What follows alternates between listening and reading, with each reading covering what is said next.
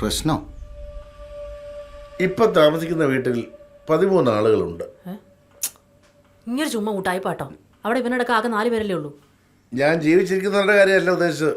പിന്നെ ദിനേശ, ഗണിച്ചതനുസരിച്ച് തൻ്റെ കാര്യം കുറച്ച് കുഴപ്പത്തിലാണല്ലോ. താനും തൻ്റെ വീട്ടുകാരും കൂടാതെ പ്രേതാത്മാക്കളും പരതാത്മാക്കളുമായി തൻ്റെ തറവാട്ടിൽ 13 ആളുകളുണ്ട്. അവരെ അവിടെ നിന്ന് ഒഴിപ്പിക്കാണ്ട് തൻ്റെ പ്രശ്നങ്ങൾ ഒരു കാലത്തും തീരാൻ പോകുന്നില്ല. അല്ല, അതിനിപ്പോൾ എന്താ ചെയ്യുക? ആവാഹിക്കണം.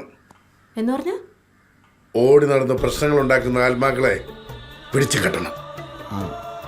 വായിക്കാനിപ്പോൾ ഞാനൊരു കർമ്മയെ പരിചയപ്പെടുത്തരാം. അയാളെ പോയി കാണണം. ലിസ്റ്റൊക്കെ അയാൾ തരും. വീടിന്റെ ഏറ്റവും ഉയർന്ന ഭാഗത്ത് തന്നെ കളം വരച്ച ആവാഹനം നടത്തണം. ഞാൻ വിളിച്ചു പറഞ്ഞോളാം. ശരി. ആവാഹനം ഇവിടെ വെച്ച് നടത്താൻ പറ്റുമോ? ഇവിടെ ആരെ എൻ്റെ അമ്മായിപ്പനാണ് ആവാഹിക്കേണ്ടത്? ഓ, ഭാഗ്യം കേട്ടില്ല.